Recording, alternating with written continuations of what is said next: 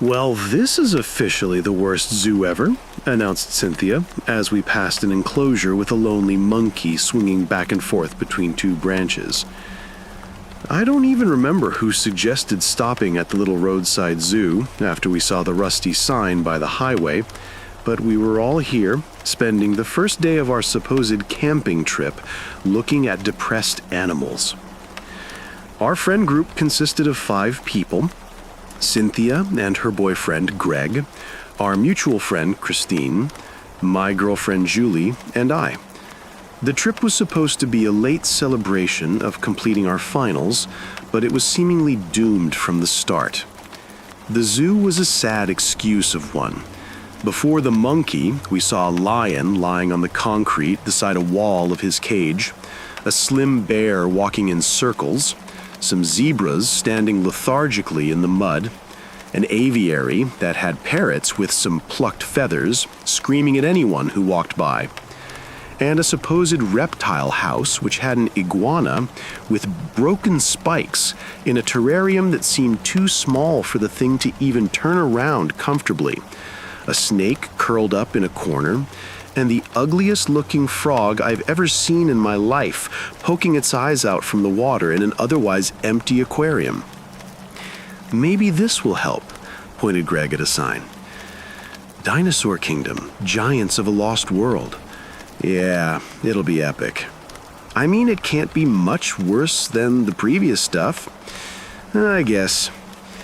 We entered the area, walking through a gate, which was obviously a Jurassic Park ripoff, and were immediately greeted by a surprisingly well-made sculpture, positioned to look like it is running through the woods to get us. Allosaurus.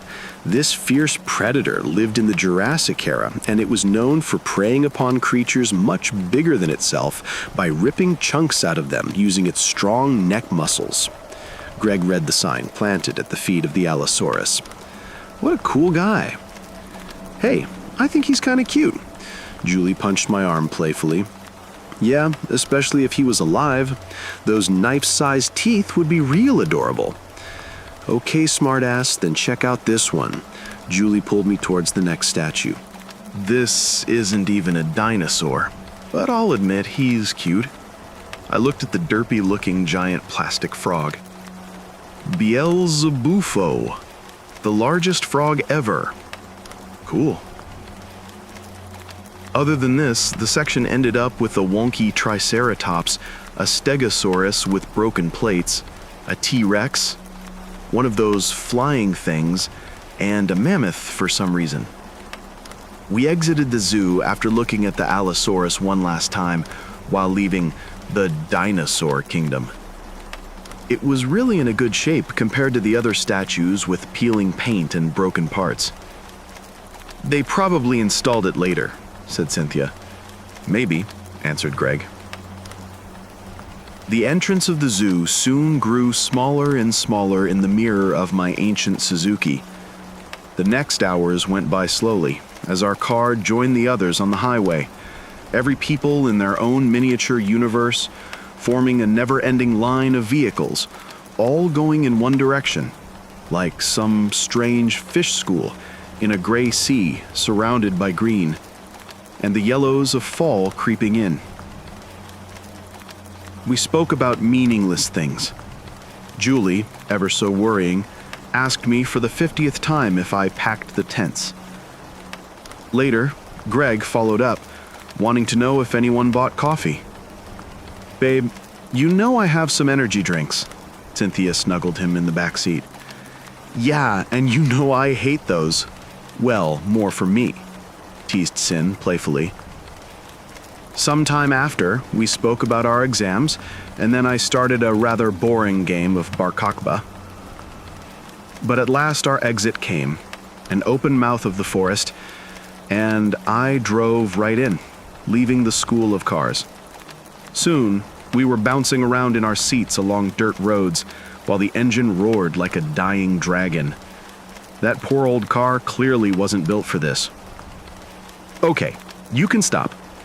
This is the spot. I recognize it. Greg tapped my shoulder as we were driving by a small clearing. So, you're sure there won't be anyone around? No rangers telling us to fuck off? No kids yelling at 6 in the morning?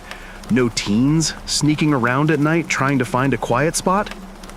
Yeah, you pretty much summarized it perfectly. And how do you know of this spot exactly? Asked Julie. Uncle Tom showed me. Isn't he the conspiracy theorist who was in jail once? Were you coming to search for Bigfoot or what? Greg blushed like a tomato. Then a really quiet yes left his mouth. But I was like 6, and I can't deny we heard a really strange roar or something. Yeah, Uncle Tommy probably ate too much beans for lunch, I added, and everyone burst out laughing. Okay, you got a point, but still, it's a good spot for camping, said Greg after the last chuckle stopped. Well, I suppose Bigfoot tearing us apart is still better than moaning teens beside the tent at 1 a.m., said Cynthia, as she pulled out her backpack from the trunk. We unpacked and set up our tents by the end of the clearing under the first trees. By the time we finished, the sun was setting, bleeding orange stripes on the grass. After the tents were set, we immediately went to sleep. The car ride was more tiring than it should have been. Right before I fell asleep, a deep, bellowing sound echoed from outside. We looked at each other with Julie, and then I yelled, "Very funny, Greg!" There was no answer. Morning came with chirping birds and golden sun rays that were slowly but noticeably grew weaker by the day. Our breath formed small clouds, disappearing nearly instantly, but still there. Fall's sure coming early this year, said Julie, while she snuggled me in her sweater. Yeah, but this is the best hiking weather. Still warm enough during the day, but not too hot, I said, as I snuggled her back. Greg and Cynthia did the same on the other side of our campfire. After we finished breakfast and warmed up, we packed our backpacks and followed Greg into the forest, on a trail, which seemed more like an animal track than a proper hiking trail. Most of the morning was normal. The landscape seemed untouched and had a wild beauty. Trees towered above us, dark green moss covered their bark like an old jacket. Small, unnamed creeks ran through the woods, their splashing mixed with the chirping birds above. Squirrels were jumping around between the branches like tiny acrobats. A deer disappeared into the forest, startled by our footsteps. But at some point, everything started changing slowly. The birds went silent for longer and longer periods of time. The squirrels retreated into the top of their trees. A sunbathing lizard scurried under the leaf litter on the ground without any warning signs. Sometime later, Cynthia stopped. "Don't you guys feel like we're getting watched?" she whispered. We looked at each other. We didn't speak about it, but I sensed her getting more and more nervous, and I felt the same. But before we could answer, Greg let out an annoyed laugh. "Told you not to drink the second can of Monster." "For the love of God, Greg, they are energy drinks, not fucking drugs. I'm not going to hallucinate because of caffeine," Cynthia burst out. "Don't be hard on her. I feel it too," said Julie silently. "Yeah, me too," I said. "Fine, sorry, but I didn't notice anything." Greg closed the subject, but the anxious sparks in his eyes told otherwise. Maybe he didn't want to sound paranoid after the Bigfoot fiasco of the previous day.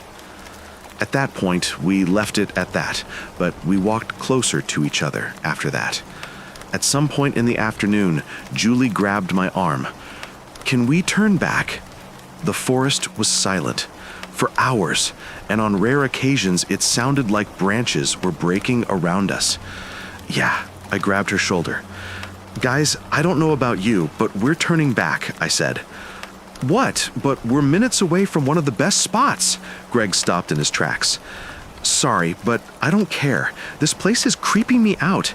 I don't know what is here, but I'm starting to think your Uncle Tommy wasn't as much of a lunatic as I thought." "What do you think, babe?" turned Greg towards Cynthia. "We're turning back as well. Now," she said, looking him deep in the eye. Greg let out a long sigh. "Fine." The silent trees watched as we turned back the way we came. For hours, we walked in nearly complete silence. Then the clicking noises started. They came from everywhere and nowhere at the same time. We glanced around nervously, but none of us could find the source of the sound.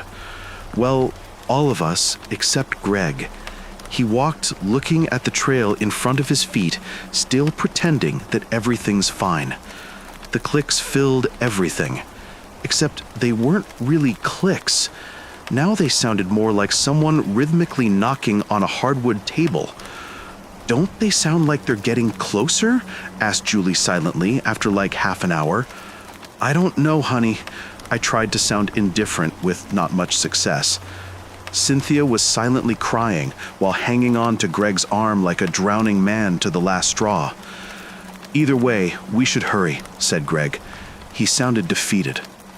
Another hour passed, and I asked the quiet question that everyone's been thinking. Are we going in the right direction? I could swear I already saw that rock 3 times. I don't know. I can't concentrate with this knocking. Greg started to sound scared. This was not good. But what should we do then? Before anyone could answer, Julie screamed. We jumped like springs. Then all eyes followed her shaking arm, pointing into the woods. Something stood there. Something large and motionless. I can't believe. This can't be. I could only whisper as I stared at the dinosaur standing between 2 trees. It was big, green like pine leaves with white spots on its back. Yellow eyes fixated on us, and yet motionless as a statue. A very familiar statue, in fact. Allosaurus. The seconds grew into minutes as we stared at the beast. It was clearly alive. I could see its chest moving with every breath, but it was still frozen in place. The hell should we do now? Cynthia was surprisingly calm, considering she was on the verge of hysteria even before the dinosaur. Maybe the absurdity of the situation calmed her somehow. Walk away. Slowly. I was surprised by the rationality in my own voice. As I took the first step, the clicking continued. The Allosaurus' throat vibrated as it produced the sound. Then it started growling in a deep, guttural sound. It lowered its head and stared at us, the deep growl bellowing between the branches. That sound. It awakened something in me. Some little mouse-like creature buried under millions of years of evolution in my DNA screamed at me to run. Run and hide. It's not my time. It is the time of the giant lizard, and being out in the open means certain death. I resisted. The dinosaur still stood there, baring its teeth and growling like a mad dog. Greg broke first. He bolted into the woods, dragging the screaming Cynthia with him. This was enough for me.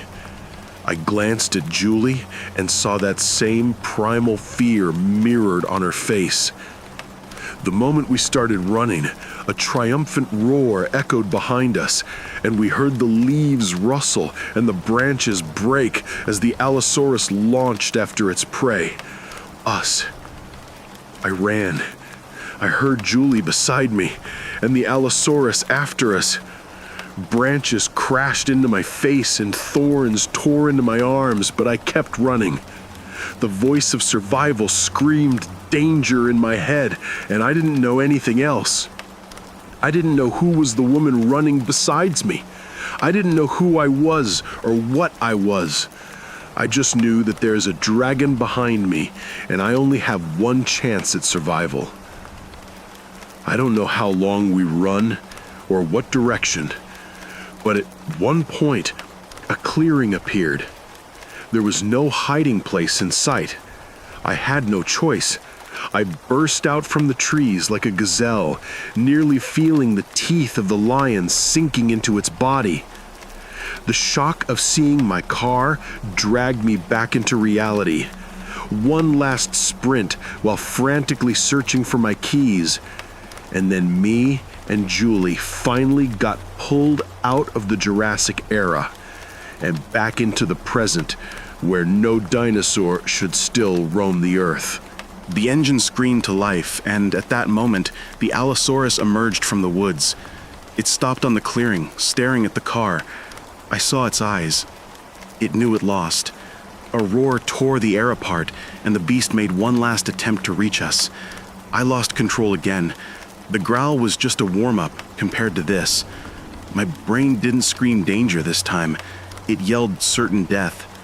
Julie was stiff beside me, like a deer in the headlights. The Allosaurus sniffed the air, then slowly started walking towards the car. Its mouth opened, ivory teeth making high contrast with the pink gums and purple tongue. Saliva dripped on the windshield as the dinosaur lowered its head, looking right at us. Then it suddenly turned. Two figures appeared from the trees. They stopped in the clearing for a moment, turning their heads around, like they're noticing their surroundings just now. The Allosaurus left the car and started running towards them, its hind legs working like pistons. The spell broke again. I stepped on the gas so hard that I thought the pedal would break, but the engine roared and we sped to the dirt road, bouncing like a rodeo bull, tires kicking up mud, engine lights glowing up.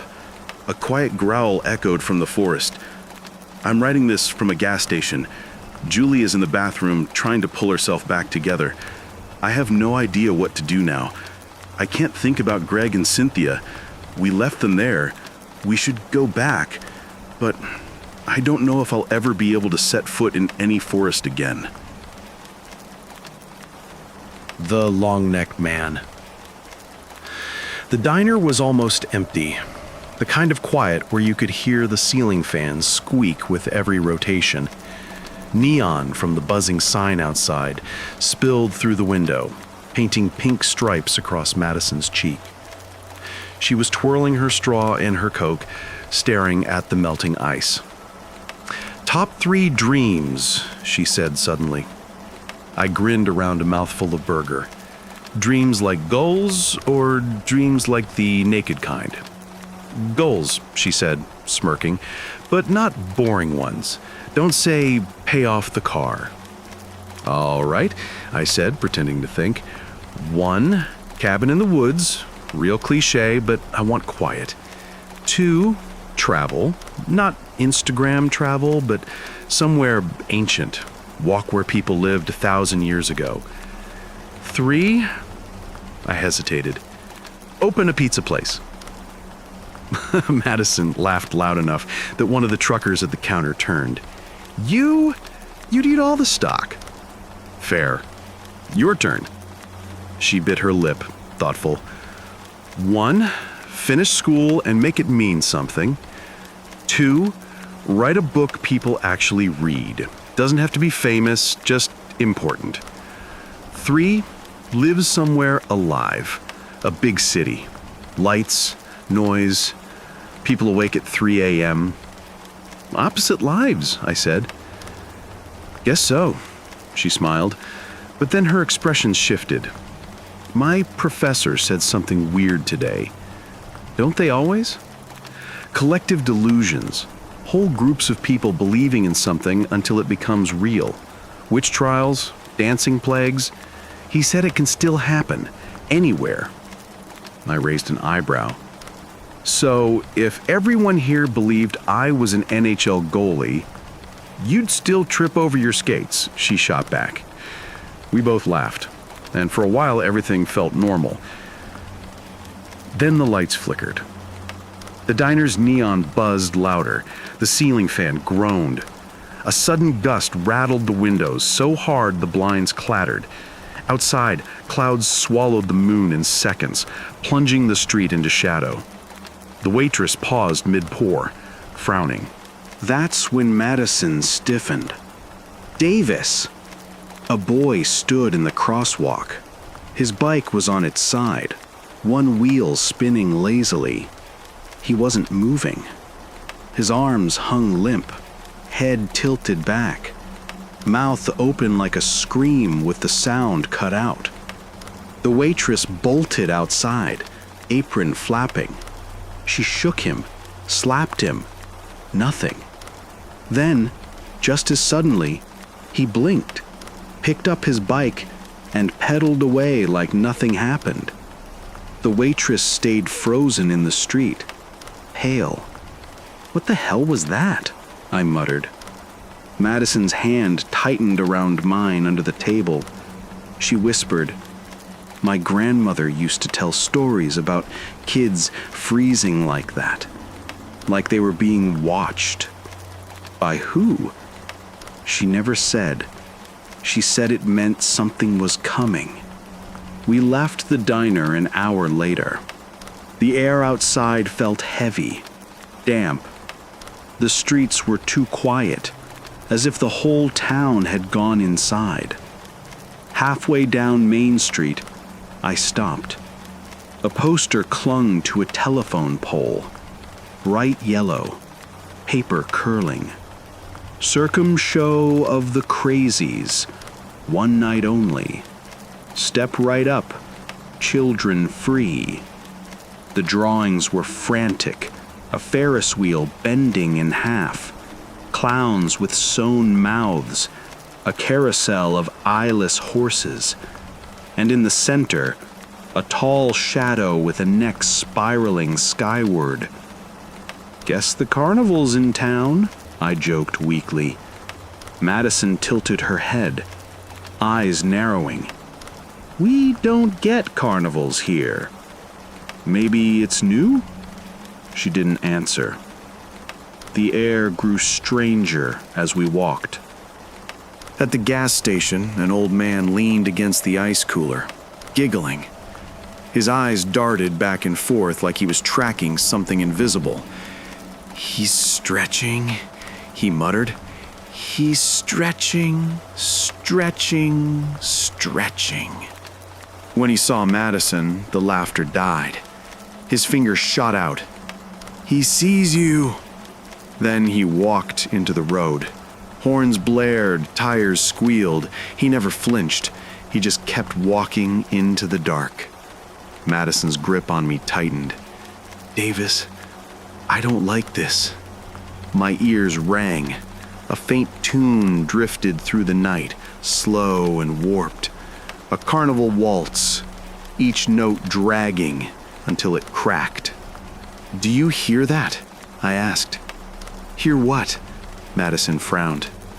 "Music," I whispered. Her face went pale. We weren't alone. Families wandered the streets, moving like sleepwalkers. Children skipped ahead barefoot, giggling in sharp, broken tones. Their parents clapped softly, swaying. One boy turned toward us. His eyes caught the streetlight, glowing faintly. His lips split into a grin too wide. "Come play," he whispered. Madison yanked me away. "Don't look at them." But my mouth watered. I smelled popcorn, funnel cake, cotton candy. My stomach twisted with hunger. By the time we reached the edge of town, the field was alive. Tents, striped in red and black, loomed tall. Strings of flickering bulbs ran from pole to pole. The Ferris wheel shrieked as it spun, lights flickering in sickly colors. The smell of sugar and smoke was thick, but underneath it was damp soil and rot. We were already walking toward it. I don't remember deciding. Inside the carnival, it almost looked normal. Children ran laughing between games. Parents swayed and clapped, faces slack but smiling. The air thrummed with warped calliope music. We passed the first tent. A carousel spun slowly. Painted horses bobbed. For a moment, it was ordinary. Then one horse turned its head. Not mechanically, it turned. Its glass eyes rolled white, fixing on me. Its jaw creaked open, teeth long and human. The child riding it tugged at its mane, giggling, oblivious. "Keep moving," Madison hissed. The second tent held a Ferris wheel, smaller than the one outside. Couples swayed in the seats. Their faces were too smooth, like masks. Some weren't people at all.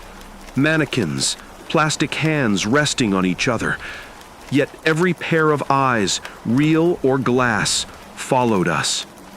My legs wobbled. Madison yanked me forward. We passed a game booth. Balloon darts, ring toss. But the prizes weren't toys. They were jars, clouded with liquid. Inside, tiny hands pawed at the glass. Little mouths gasped bubbles. Children lined up to play, smiling blankly. Their parents clapped in rhythm. Madison tugged me harder. "Davis, don't stop." I could barely hear her. The music was louder, pounding in my chest. My skin tingled. I smelled caramel apples. My tongue felt sticky. "Don't you taste it?" I whispered. "Taste what?" she demanded. "Sugar, butter, it's..." She shook me. "There's nothing there." We stumbled into the main tent. Jugglers tossed jars filled with twitching shapes. Acrobats swung from ropes that pulsed and dripped. Clowns' painted grins stretched over stitched mouths.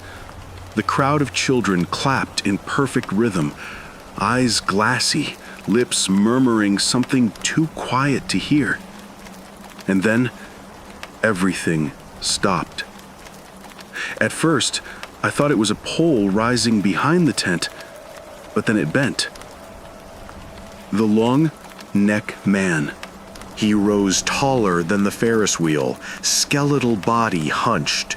Vertebrae cracked as his neck stretched skyward, swaying like a snake. His head dangled, jerking in sharp spasms. His grin split ear to ear, lips torn and bleeding. His eyes rolled until they locked onto us. The music cut out. The air held its breath. With the sound of splintering wood, his neck bent down, lower, lower, until his face hovered inches from ours. His breath was damp, stinking of soil and rot. His jaw cracked, unhinging wide until it was nothing but a pit of jagged teeth. His tongue slithered out, brushing Madison's cheek. She whimpered, clutching me. Then his voice came, not from his mouth, from everywhere, from inside my skull. "Davis, Madison." The children turned, eyes glowing faintly, chanting in flat voices, "Join us, join us, join us." Madison pulled at me, screaming, but my legs wouldn't move. The music throbbed in my head, louder, faster. My mouth watered. I smelled sugar, smoke, dirt. I wanted to join. And for a moment, I swear I felt my neck stretch. We moved to the country for peace. At least, that's what I thought. The house was old. 2 stories, white paint flaking off its sides like dried skin. The porch sagged. A single wind chime clinked, even when there was no wind. Behind it, 30 feet of yard, and then the woods. A wall of bark and shadow that swallowed the sun by afternoon. May said it was nice and quiet. She was a writer. She ate shit like this up. It started with a fox. Late October. The leaves were bone dry, and the sky looked peeled open. May spotted it near the tree line, limping, narrow as a branch, eyes hollow. The next night, she left out food scraps. "Just in case she's hungry," May said. batting her baby blues at me. Just this once. This quickly became a daily ritual. By November, she'd bought bulk dog food and stored it in a plastic container with a blue snap-tight lid. Except she was always too busy to take it out herself, so it became my responsibility. Every night, I'd carry it out to this rotten stump and leave it with the lid off. By morning, something had knocked it over and picked it clean. Routine. Until the container started disappearing. I would walk out and find the lid, then nothing else. At first, it was rare. We would scratch our heads and May would buy another one. We joked about it.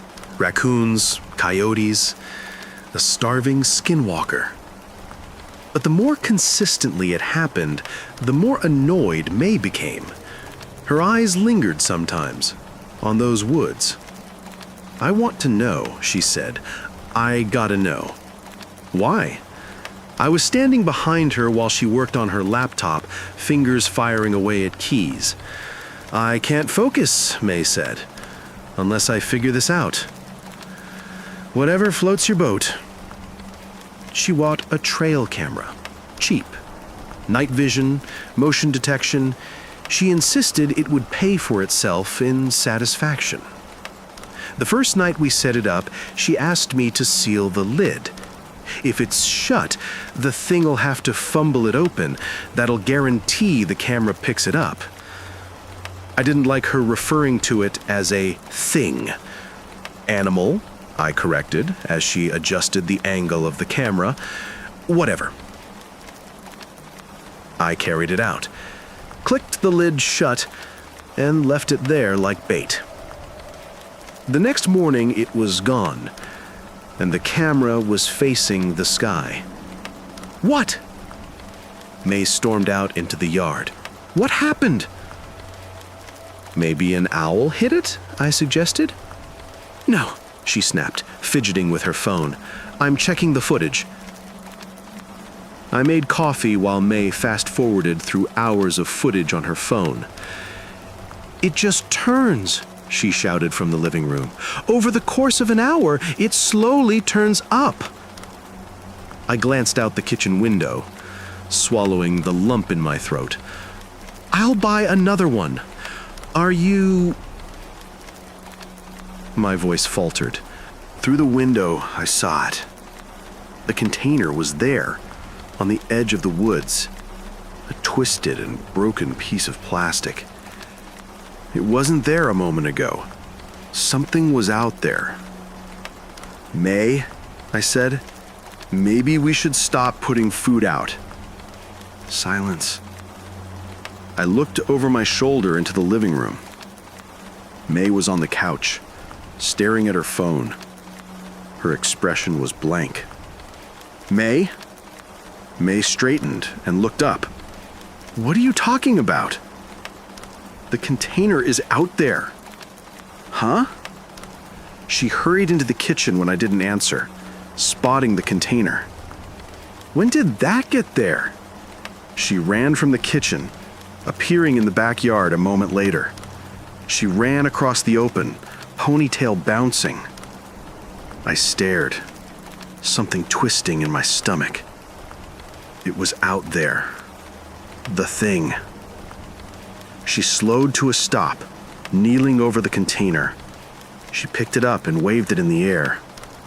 "Come back," I whispered. "Hurry up." Behind May, the trees rustled. She stood and ran back to the house, mangled container in hand. Later that day, she went shopping. She came home with a new container and an extra camera. This camera was more expensive. She didn't tell me the specs of it. "I'll set it up so they're within view of each other," she said.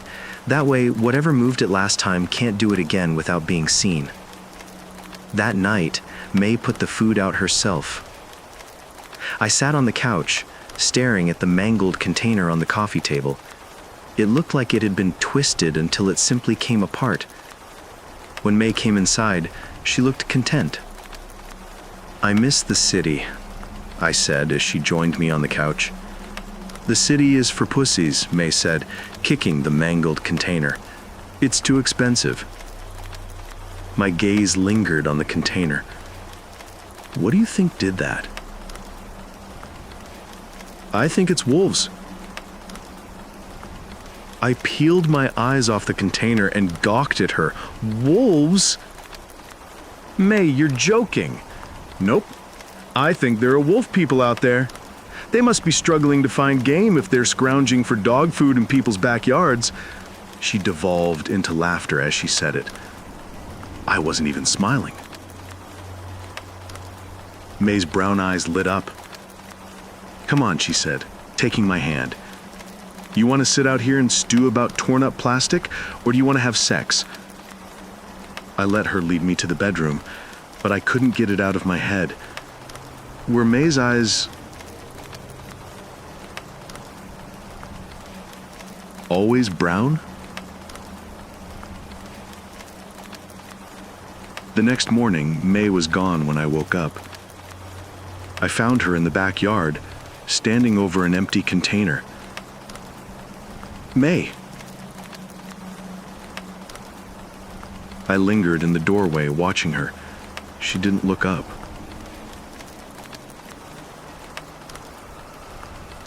"What's wrong?" May's head rose slowly, facing the woods. Her mouth was moving. Her hair shifted in a soft breeze. The trees danced before her. I stepped further out, squinting in the fresh daylight. "Where are you going?" May popped out of the house behind me, holding her phone. I jumped, whirling on her. "May, but..." I looked back to the woods, finding nothing but an empty food container. "It's empty," May said. "I already checked. Let's see the footage." "May," I said, injecting as much steel into my voice as I could manage. "I just saw you outside. Where have you been?" May cocked an eyebrow at me. "I've been on the couch for 10 minutes, she said. "I literally watched you zombie walk to the door and stand there slack-jawed like an idiot." I stared at her. Was I half asleep? No. I knew what I saw. Maybe it was someone who happened to look like May, wearing the exact same outfit. "Come on," May groaned. "I want to see the footage. You coming or what?" I stiffly followed her to the couch as she pulled up the camera app on her phone. We watched the first camera's footage first. The video started ordinarily. A possum, wind moving branches. Then at 2:43 a.m., the screen glitched. A splice, like something had stitched itself into the feed. Tall and thin, arms that ended in stumps. Its body was static, as if the footage was being burned where he stood. Where its head should have been, there was a fan. A wide, spiraling crest of human eyes, each moving on its own. Some bloodshot, some glassy, some wet and oozing pus. Then one by one, they turned. Each eye settled on the camera. They stared. We stared. Neither of us spoke. One of the eyes grew closer, the pupil splitting apart as it filled up the camera. It was familiar to me. I couldn't place how. Then the feed cut out. A crack zipped across May's phone. She yelped and dropped it. I couldn't speak. May was grinning. What was she grinning about? "May, we found it," she said. "I got it on video." May, what the fuck are you talking about? It saw me. It saw us. Don't you understand? I stood slowly, backing away from her. May barked a laugh, raising both hands to her face. My blood ran cold. Now it'll know. It'll see us wherever we are. We'll always be seen. There was a knock on the door, and I screamed. May laughed again. I looked from her to the door, trying to keep my breathing steady. Another knock. A shadow moved across the curtained window. "Come on," May said. "This is what I've been waiting for. We've been out here for months. Finally." "May, are you serious right now?"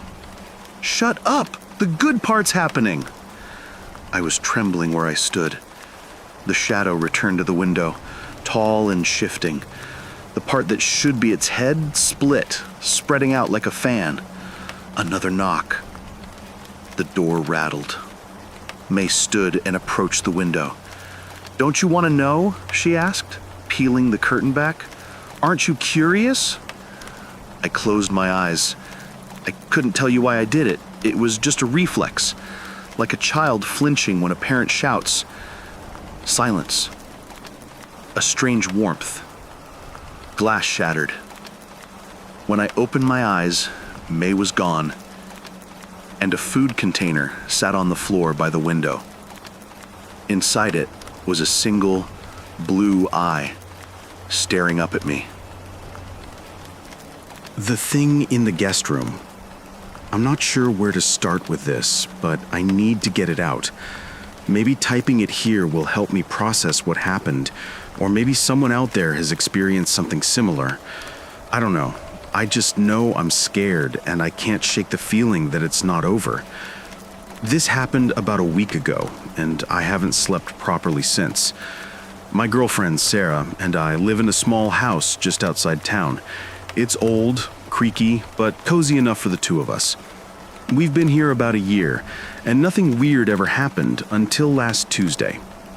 We had a friend, Mike, staying with us for a few days. He was passing through on a road trip and needed a place to crash. No big deal. We've got a spare room with a pull-out couch, so we told him to make himself at home. Mike's a good guy, laid back, not the type to make stuff up or get spooked easily. That's why what he told us the first night freaked me out so much. We were all hanging out in the living room, eating pizza and catching up. It was late, maybe 11 p.m., when Mike said he was beat and headed to the guest room. Sarah and I stayed up for another hour or so watching some dumb show on Netflix before we went to bed. Around 2 a.m., I woke up to the sound of footsteps in the hallway. Heavy ones, not like Sarah's usual tiptoeing when she gets up for water. I figured it was Mike, maybe going to the bathroom or grabbing a snack. But the footsteps didn't stop. They just kept pacing, back and forth, right outside our bedroom door. I lay there listening, waiting for them to stop or for a door to open, but it was just this steady, deliberate pacing. After a few minutes, I nudged Sarah awake and whispered, "Do you hear?" She frowned, still half asleep, and listened. Her eyes widened a little. "Yeah, is that Mike?" "I don't know," I whispered back. "I'll check." I got out of bed, heart pounding, and grabbed the baseball bat we keep under the bed. Yeah, I know, cliché, but we live in a rural area and it makes me feel better. I opened the bedroom door, bat in hand, and peeked into the hallway. It was dark, but the moonlight coming through the window at the end of the hall gave me enough light to see. There was nothing there. No Mike, no shadow, nothing. The pacing had stopped the second I opened the door. I checked the guest room, easing the door open as quietly as I could. Mike was passed out on the pullout, snoring softly, his phone still in his hand like he'd fallen asleep scrolling. I closed the door and checked the rest of the house: kitchen, living room, bathroom. Everything was normal. Doors locked, windows shut. I told myself it was just the house settling, or maybe I'd imagined it. Old houses make noises, right? The next morning, Mike was up before us, making coffee in the kitchen. He looked rough, like he hadn't slept much. I asked him if he'd been up in the night, maybe walking around. He gave me a weird look and said, "Nah, man, I was out cold. Why?" I told him about the footsteps. Sarah chimed in, saying she'd heard them too. Mike's face went pale, and he set his mug down a little too hard. Okay, that's creepy, because I heard something last night too. He told us he'd woken up around 3 a.m. to what he thought was someone whispering. Not loud, just a low, constant murmur coming from the corner of the guest room.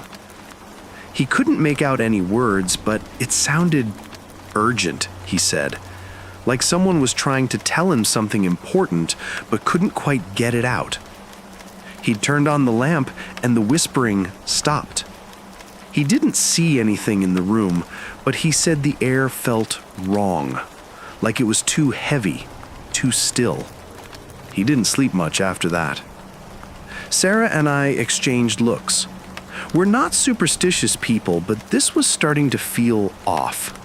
I tried to laugh it off, saying maybe the house was just messing with us, but it didn't land. We all felt uneasy. That night, we decided to leave the hallway light on just in case. Mike said he was fine sleeping in the guest room again, but he looked nervous. Sarah and I went to bed around midnight, and I don't know when I fell asleep, but I woke up to the sound of Mike yelling. I bolted out of bed, Sarah right behind me, and we ran to the guest room. Mike was sitting up on the couch, wide-eyed, clutching the blanket to his chest. "There's something in here," he said, his voice shaking. "I saw it." He pointed to the corner of the room, the same corner he'd heard the whispering from the night before. He said he'd woken up to that same heavy, murmuring sound, but this time when he turned on the lamp, he saw something. A shape, he said, like a person, but not quite. It was tall, too tall for the room, and it didn't have a clear outline. Just this blurry, dark mass that seemed to soak up the light. He said it was standing in the corner, watching him, and when he screamed, it just melted into the wall. I didn't know what to say. Sarah grabbed his arm and pulled him out of the room, and we all ended up in the living room, sitting on the couch with every light in the house on. Mike was shaking, and honestly, I wasn't much better. Sarah kept asking if he was sure he hadn't been dreaming, but he swore up and down he was awake. "I know what I saw," he kept saying. "It wasn't a dream." We didn't go back to sleep that night. Mike grabbed his stuff and left at dawn, saying he'd rather sleep in his car than stay another night. I didn't blame him. After he left, Sarah and I tried to talk it out, figure out what was going on. We checked the guest room, looked for anything that could have caused it, bad wiring, a draft, anything. Nothing. The room looked normal, just an old couch, a lamp, and a small dresser. But it felt off, like the air was too thick, just like Mike had described. We haven't used the guest room since. We keep the door closed, and I avoid walking past it at night. But last night, I heard the pacing again. Slow, heavy footsteps, back and forth in the hallway. I didn't wake Sarah this time. I didn't get up to check. I just lay there, staring at the ceiling, listening until it stopped just before dawn. I don't know what's in this house, but it's not just old creaks or our imagination.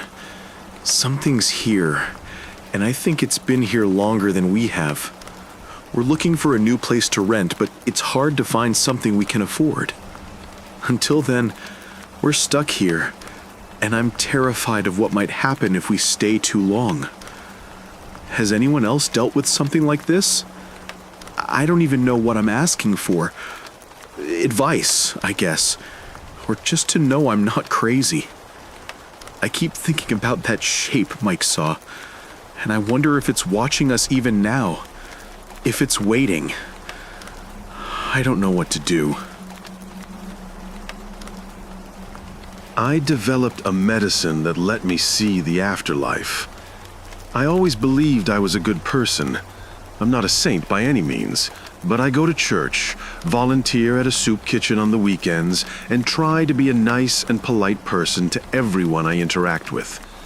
While I don't inherently believe in everything in the gospel, I appreciate the messages and lessons taught about forgiveness, love, compassion, mercy, and grace.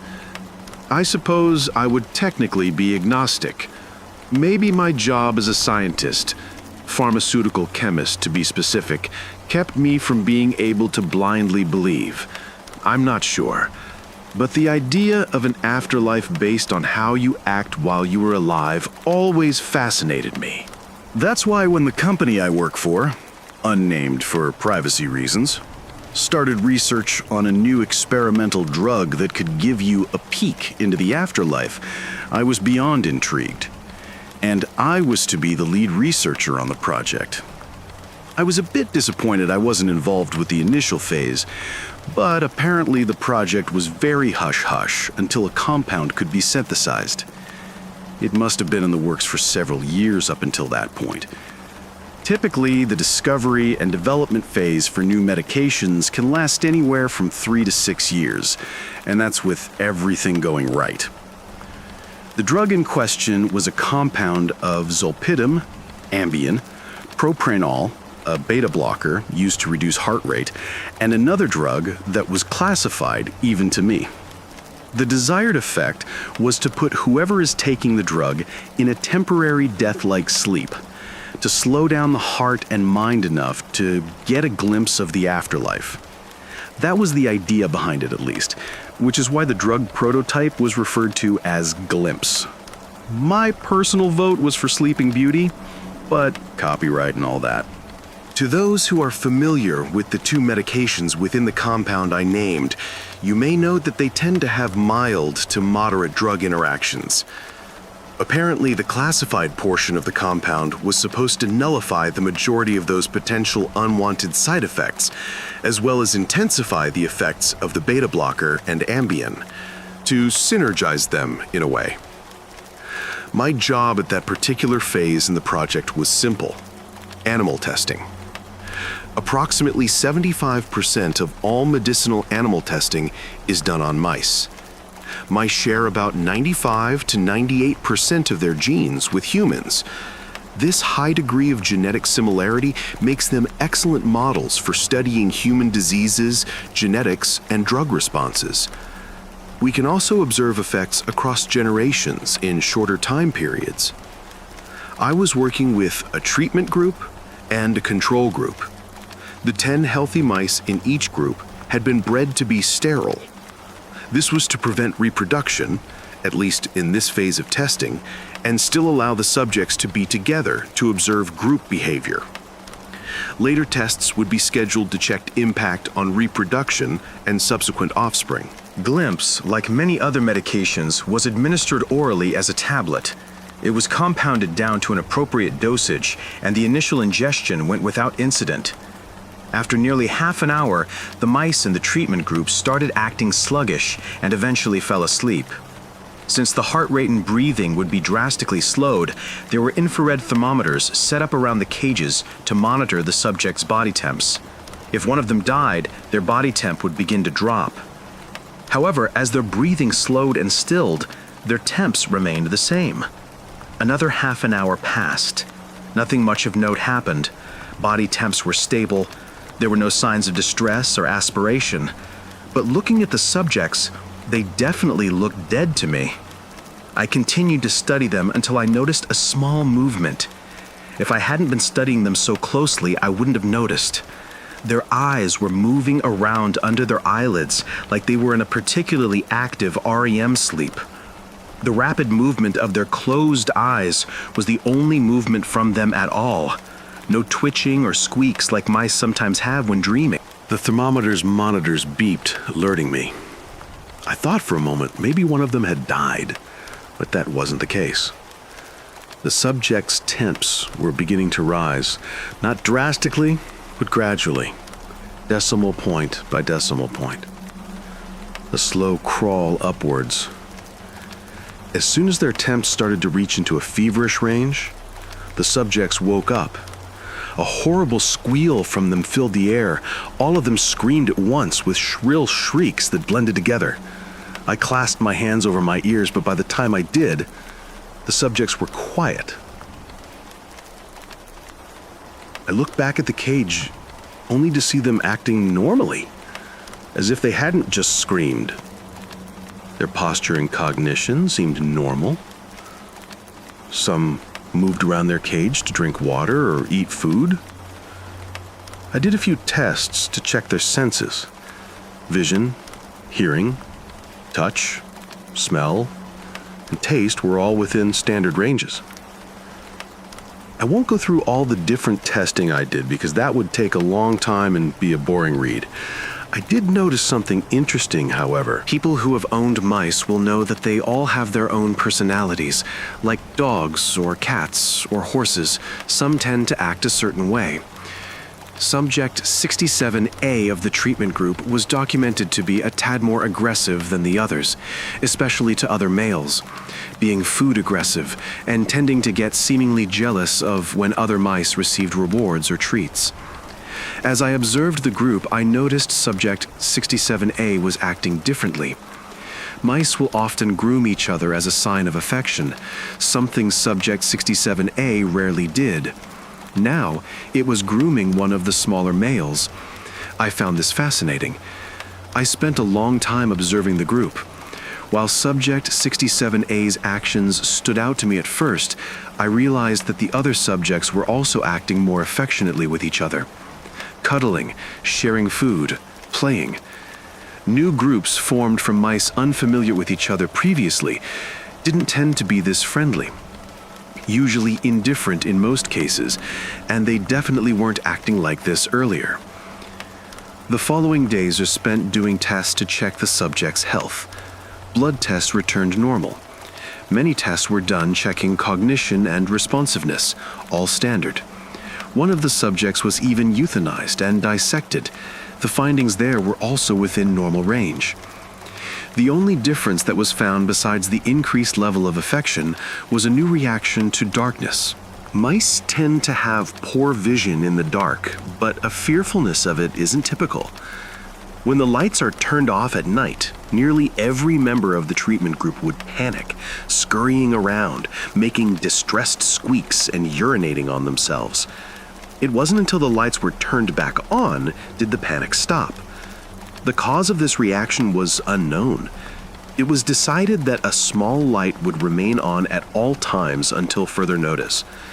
Thankfully, it didn't seem to affect their circadian rhythm much.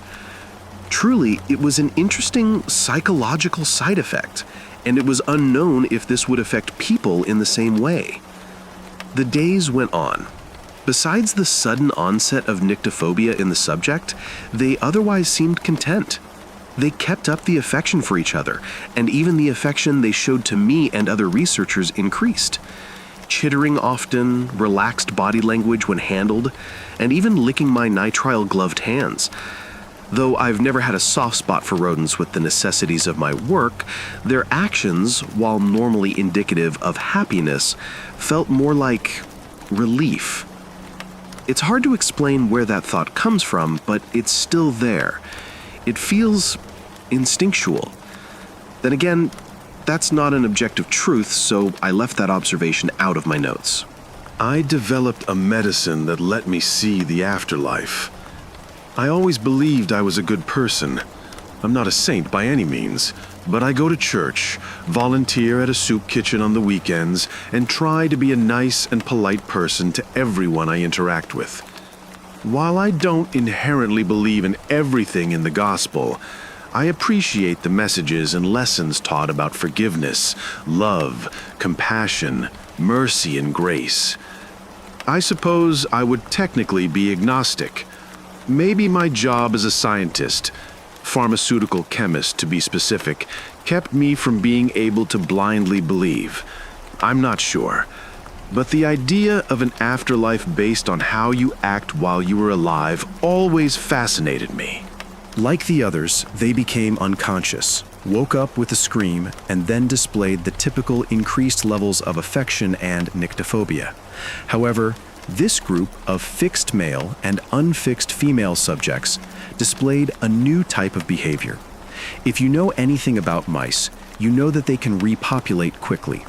This is almost entirely due to the female mouse's short heat cycle, typically taking 4 days to fully complete. The female is usually in heat for 12 hours of those 4 days. This is the window mice would typically mate during. Despite mice not being a species known to mate for pleasure, this group of mice were doing exactly that. Between the grooming and similar signs of affection, the mice would often mate multiple times a day, every day. This was extremely strange. I ordered another similar group be put into the same testing, making sure it's not an anomaly and is replicated through the same testing. The second group was the same.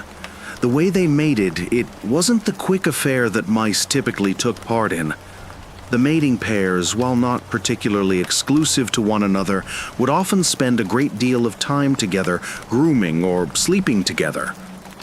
Something in the back of my mind was nagging at me again. It's a distraction. They're distracting themselves. It was such an instinctual thought. Like I knew it for a fact. Intrinsically. Like the searing pain that accompanies a burn. The thought danced in my mind the rest of the day. Testing continued. I was in charge of initial testing of the compound. The groups of mice that had consumed the compound were sent to another section of the facility to do further testing, checking how much and how often the mice could take the compound without negative effects. I, on the other hand, began the next level of testing.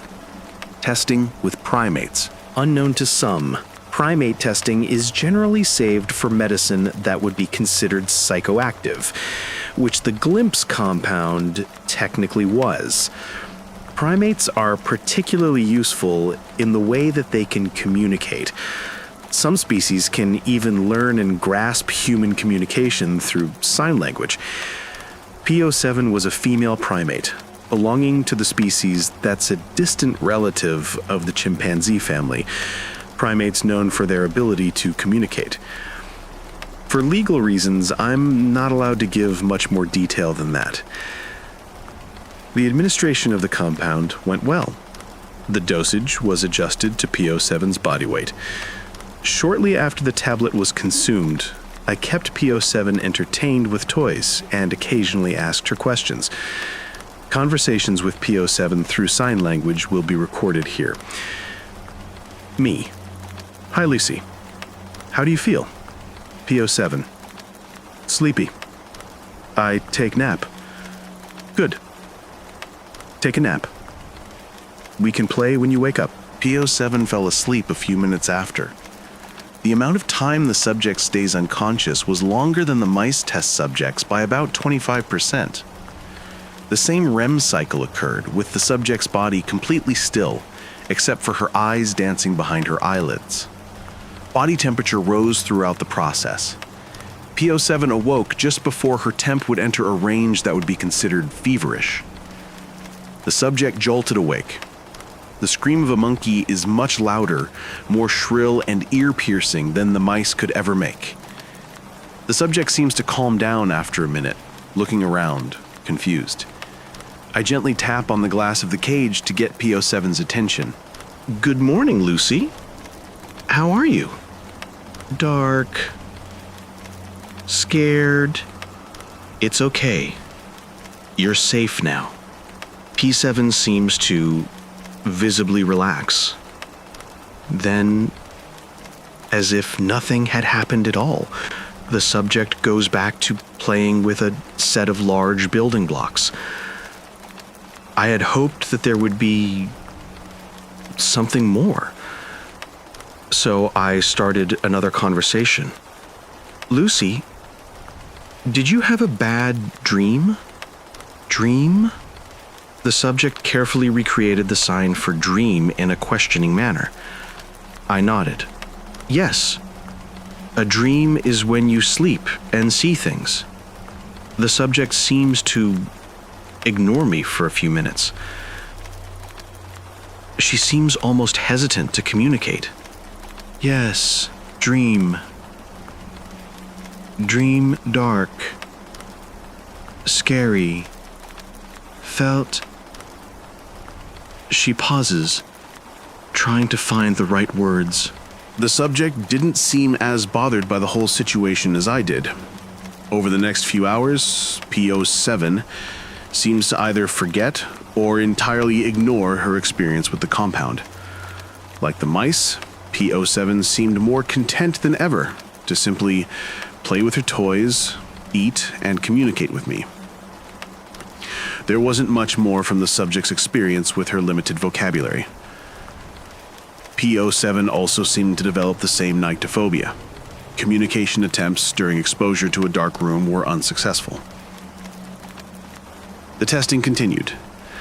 P07 wasn't exposed to another dosage of the compound, at least not until more results came back from the repeat exposure experiments with the mice test groups. When that time came, my heart sank to see one of the higher-ups deliver the news that all future testing with the compound would be discontinued, and that the project as a whole was being terminated, probably indefinitely.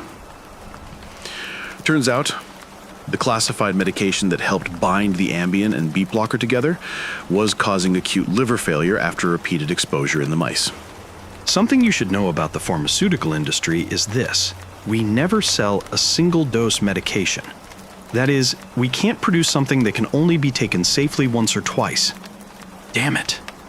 The results of this were turning out so fascinating. Once all of the compound on site was destroyed and all of my notes and the test findings were archived, I headed home, holding a small tablet folded up in a piece of paper that I had managed to sneak away. I wanted to know. I needed to know. Luckily for me, it was Friday night. I wouldn't have to go back into work tomorrow in case there were any lingering effects. The tablet felt heavy on my tongue as I reached for a glass of water, swallowing it down. I waited. It didn't take long for me to feel tired. Immensely tired, like I had lived a long life of endless heavy manual labor and I was finally able to rest. My eyes all but closed on their own, and a deep sleep overtook me. I'm not sure how much time passed in that deep sleep, but my consciousness began bubbling back up to the surface. It was cold. So damned cold. That was all I could feel at first, as I became aware of the void around me. Pure darkness. Darker than black. Less than nothing. It was a hungry, gaping maw that I saw no beginning or end to. But wait, where exactly did I feel cold? I tried flexing my fingers or toes, but there was nothing there. I had no body to move, no body to feel through. Yet the aching chill remained. It reminded me of when I was young and tried to build a snowman with no gloves. The frosty snow froze my hands, making my joints sting and ache. It was like that, but my entire being, whatever that was now. Each moment was agonizing, but even more painful was the nothingness. Not a sound or light or sensation aside from the cold. Like I had been jettisoned into the depths of space, devoid of any light, celestial or otherwise. I floated there for an immeasurable stretch of time, with nothing to go off of, not even my own breaths or heartbeat. Time became unknowable. I tried thinking of other things, something to pass this inescapable eternity. Every thought that surfaced in my mind seemed to drift away. Where was I? How long have I been here? Would I die here? It was then that I realized this is death. I am dead. There is nothing. With this realization, I wanted to cry out, to scream. I so desperately want to do anything to display my despair through my bodiless form. Then, I felt it. I quickly sat up in bed, letting out a pained scream so long and loud that it hurt my own ears. The ringing in my eardrums was dizzying, but better than the silence I had left behind. I sat in bed for a long, long time, long enough for the sun to set. Panic set inside me as the room got dark. I thought perhaps I would develop the same nyctophobia, but the shadows on the house, even in the dark, were so much lighter than the void. I relaxed a fraction as I began to understand. The test subjects were relieved. To them, this was all just a single bad experience, something to move on from, to distract themselves from and forget. They didn't understand that the hungry nothingness is what waits for them. It's what waits for me, too. It's what waits for all of us. Life feels hollow now, the ever-looming threat of the void just looming on the horizon. I think it's too late for me. But I'm writing this as a warning, in case my work ever decides to revamp the project. Never take any medication that promises a glimpse into the other side. You won't like what you see. I should have never accepted that last delivery. I used to deliver for a small pizza place outside of Brenneville. It was late one Saturday night, around 2 a.m., when I got an order that seemed routine. 2 large pepperoni pizzas, cash on delivery. The address took me deep into the mountains, where the GPS cut out, and the roads turned to gravel. I almost turned back, but I needed the tips. Eventually, I reached a long dirt lane that twisted through the woods. No streetlights, no neighbors, just trees pressing in tight. At the end of the lane, a cabin sat in the dark. The porch light flicked on just as I pulled up. I carried the pizzas up the steps, and door was open, so I looked inside. 3 men sitting there, playing cards and drinking. They looked like friends in their mid-20s, laughing, whispering to each other. "You guys ordered?" I asked. "Yeah," one of them grinned. "Bring it inside." I hesitated. Normally, I'd never step in, but one of them held out a $100 bill. That was more than double the cost. "Come on, man, at least join us for a drink." The cabin smelled of smoke, meat, and something sharp I couldn't place. I set the boxes on a table. That's when I noticed the walls. Mounted on wooden boards were bones. Small animal skulls, antlers, a taxidermied fox with its mouth stretched wide. "Hunters?" I asked. They all looked at each other and laughed. "Yeah," one said, "you could call it that." The man who paid me asked if I wanted to see their trophy room. Something about the way he said trophy made my stomach knot. I backed toward the door. "Thanks, but I should leave." Then I heard it. A click. My car alarm blaring outside. I ran out. Both my back tires sagged flat, rubber shredded. "Guess you're not going anywhere," one of them called from the porch, holding a hunting knife still dripping with rubber. The others raised weapons. One carried a crossbow. The other slung a hunting rifle over his shoulder.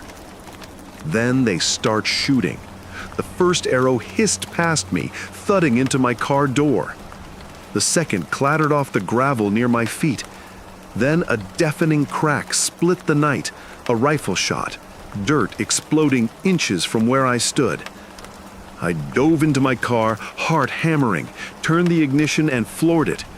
The car lurched forward, tires shredded, wobbling uncontrollably. Headlights barely cut through the trees as I barreled off the dirt road into the forest. Branches scraped metal, the steering wheel fought against me, but I didn't stop. Another arrow smacked against the rear window. A gunshot shattered my side mirror. I didn't care. I kept driving until the car bucked, skidded sideways, and slammed headlong into a cabin. The airbags punched my chest. knocking the breath from me. The impact echoed through the woods. Doors flew open in nearby cabins. There were 3, maybe 4 more along this mountain corridor. An older couple rushed out first, followed by neighbors, flashlights cutting through the dark. They yanked my door open, pulling me from the wreck. My words tumbled out in gasps. The 3 men, the weapons, the skulls, the trap. Shock spread across their faces. The old man muttered, "Lord, you ran right into him." They called the police immediately. Later, I heard what the officers found. The cabin did have a trophy room, but it wasn't full of animal remains. Not only, anyway. There were bones. Too large to belong to deer. Skulls. Human skulls. Sawed and cleaned like hunting prizes. The 3 men were gone, vanished into the woods before the cops arrived. I quit my delivery job after that, but I never stopped thinking about what those 3 would have done if I hadn't run in time. Because I wasn't there first, and I sure as hell wouldn't have been there last. The warehouse I work at won't tell us what's in the containers. Now I know why.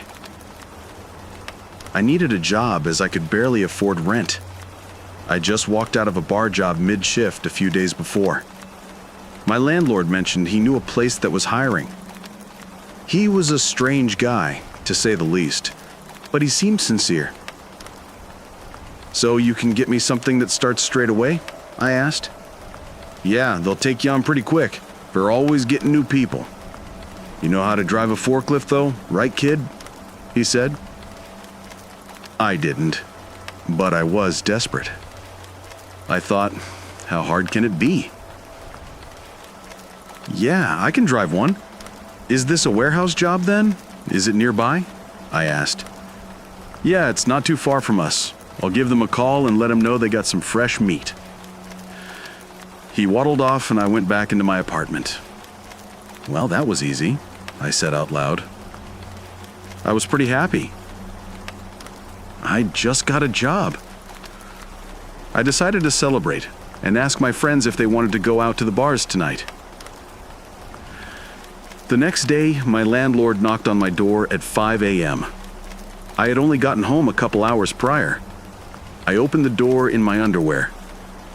"Yeah, what's up?" I muttered, my mouth still dehydrated, dry as desert sand.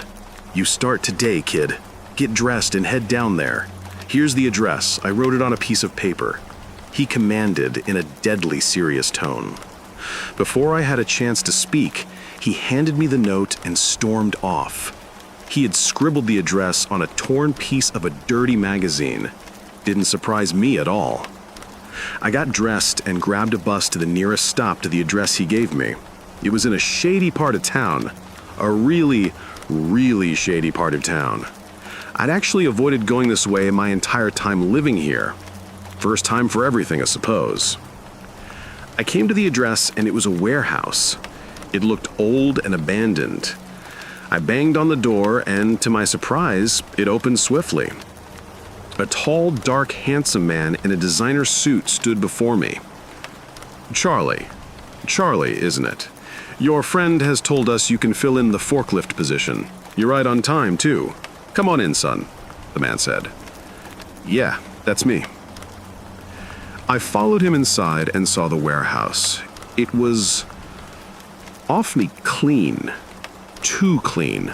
I could practically see my reflection in the floor. I could see multiple cleaners scrubbing various areas of the small warehouse. They were wearing full hazmat-looking suits. It looked like something out of Chernobyl. He guided me to the forklift and stared at me. "Here you go," he said in a joyful manner. Do I not need to, sign any paperwork or anything? Don't I need a high-vis or something, too?" I said with a shaky voice. I was terrible at faking anything. "Nope, we trust you. You're all good to go," he said with a big grin. This forklift, it's kind of different to what I'm used to. Is there a manual or something? I said with a tremor in my voice. There was no way I could pull this off. Different? This is a standard model. I wonder what you're used to then. I opened my mouth, but no words came out. I was so embarrassed and actually kind of scared too. Before I could spew any more BS, he grabbed a worker walking by. "Dean, show Charlie here how we use the forklifts. He's not used to this model." The man, my new boss now, walked off in a hurry. Dean, my new coworker, spent the next 30 minutes showing me how to use the forklift. He could tell I'd never touched one in my life, but didn't seem to care. Dean was an odd-looking guy. Straightforward and nice enough, but definitely a dark horse. His face was covered in scars. They looked like cat scratches. He was missing an ear and an eye, but didn't bother wearing an eye patch. His head was shaven, and he had a long red beard that hadn't seen a wash or trim in years. I was surprised how easily I took to the job. They had a few positions: drivers who unloaded the trucks, drivers who put away the containers, drivers who then took containers to the trucks that were leaving, and drivers who loaded the trucks that were leaving. To start me off, they put me on taking the containers from the unloaded trucks and putting the containers away. The containers were about 6 feet tall and 6 feet wide, like a really small elevator. They were a thick iron, not like regular wooden crates. They had an opening door on them, which looked heavily padlocked. As I was moving the containers in the forklift, well, just about doing so without crashing, I could hear rumbling and thudding inside the containers. Whatever was in there was moving. I saw the man from earlier walking around and waved at him to get his attention. He walked over and said, "How's it going, son?" "It's good, thanks." What the heck is in these containers? I'm worried I'm gonna drop them if whatever's in there keeps rocking about. I hope I'm not breaking anything, I said to him. Part of your paperless verbal contract is to respect our client's confidentiality. We don't open the containers. Each and every container has a unique barcode. We simply receive shipment, store the containers for a short amount of time, and ship them back out, he said in a stern yet friendly tone. Oh, okay. All right then.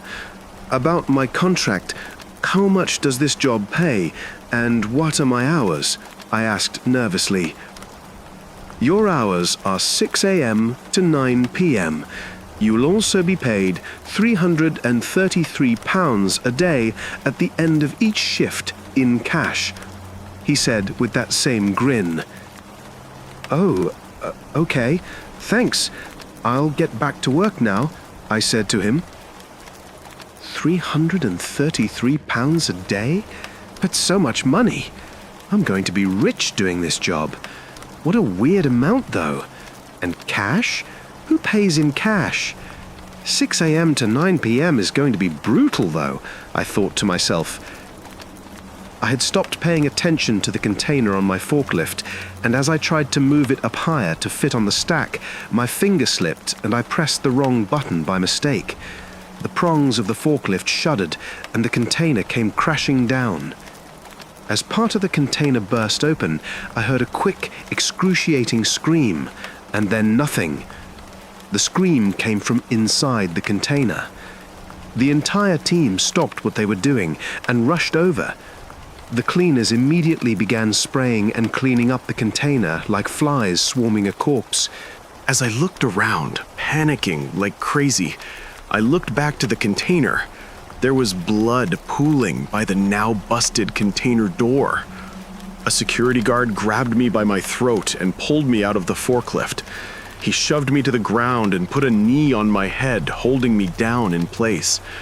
The tall man in the designer suit rushed over to me and told the security guard everything was all right for now. "It's okay, son. Accidents happen. It's only your first day. How about we take a lunch break while the team sorts out this little accident? What the hell is in there? I screamed. The rest of the warehouse looked at me like I'd just pulled out a grenade. Now, what did I say about that, Charlie? He said to me in a calm yet concerned tone. I thought it was just weapons or something in there. That was blood. Why is there blood in there? Are those animals in there? I cried. He didn't answer my questions. The security guard picked me up to my feet and escorted me to a break room. The room was small. It had a few chairs around a table in the middle of the room. There were some children's toys in the corner of the room. They looked out of place. I guess the boss brings his kid to work sometimes. We had a long talk. Well, I didn't really say anything.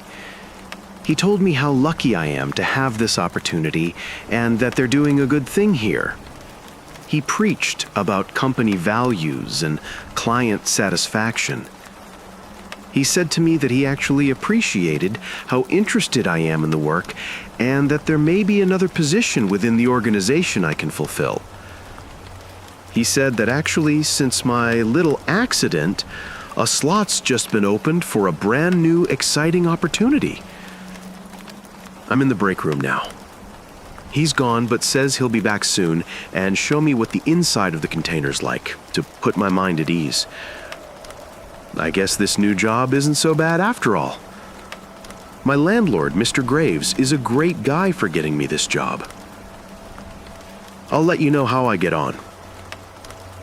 They started as tiny folded slips of paper that you only notice if you are already looking for something missing. I moved into the top floor studio in late October because the rent was cheap and the walk to campus was short. The building was old and honest. Pipes breathed at night. The windows rattled when the wind picked up. I liked it because it was mine and because it let me sleep without 2 hours of commuting. A week after I signed the lease, something soft hit the floor by the door. It was the size of a postage stamp, folded into 3 neat layers. Inside was one sentence in tight, deliberate handwriting. Don't answer the phone after midnight. I thought someone was playing a joke. Still, when the landline rang that night and the clock hit midnight, I left it alone. The click when the caller hung up sounded louder than it should have. No missed calls on my phone the next morning. Maybe the note had been right. They kept coming. A slip under the door with a command. A folded square tucked under my welcome mat. A scrap in the pocket of a jacket I had not worn in months. Each note was blunt and small. Don't let the cleaner in on Thursdays. Leave a cane head on the sill on the 13th. Do not sit in the living room when it rains. At first, I obeyed, because obeying was easier than asking who was sending them. The cleaner knocked on Thursday, and I did not answer. I left a cane head on the sill, and the next day it was gone, though no one below me could reach it. When I tried to explain to friends, I laughed and said it was a prank. They laughed back and told me to stop being paranoid. Then the slips started to guess things. Bring the trash down at 6:45. The truck turned up 2 minutes later. Your mother will call tomorrow at 3. She called exactly at 3 and asked the same old question she asked when I was 10. Are you eating enough? Their handwriting was not always the same, but there was a rhythm to it. Short sentences, no flourish, tiny details about me that I had never told anyone. The scar on my knee from falling off a swing. A dream about a river made of glass. Little things that made me look twice at my own life. I began to wait for the paper.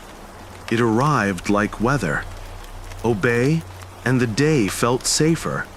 Ignore it, and small accidents crept in, until I remembered the instruction and felt ridiculous and relieved by the same breath. One night, a note said, "The next one will be from you. Fold it and slide it under the door across the courtyard. Do not sign it." I laughed at that. My handwriting is messy. The notes were neat. Still, curiosity won. I wrote what the slip had told me to and slid it under the neighbor's mat. The next night, the same window across the way lit at 1:09 and went out at 1:22. The next morning, a slip lay on my doormat, folded in the same way I had folded mine. The letters were mine and not mine at once. The loops, the way I crossed my T, the small curl on my Y. I had written it and I had not. That should have been the end of my participation. I should have burned the notes and moved out. Instead, I kept waiting. The notes changed from directions to demands. A longer slip arrived and said simply, "You will be tempted not to follow. This will be the last test. If you fail, everything we kept away will not stop." We. I had never seen that pronoun in the notes before. It made the world feel larger and older. I tried to imagine who we were. A line of people keeping something at bay with folded paper. A small bargain passed along like a trick. The more I thought about it, the less sense it made, and the more I wanted to be done with it. On the 23rd night, the instruction was blunt. Don't be the last.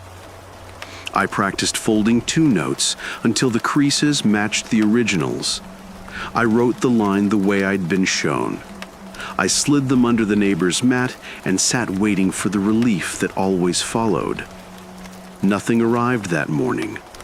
Noon became afternoon.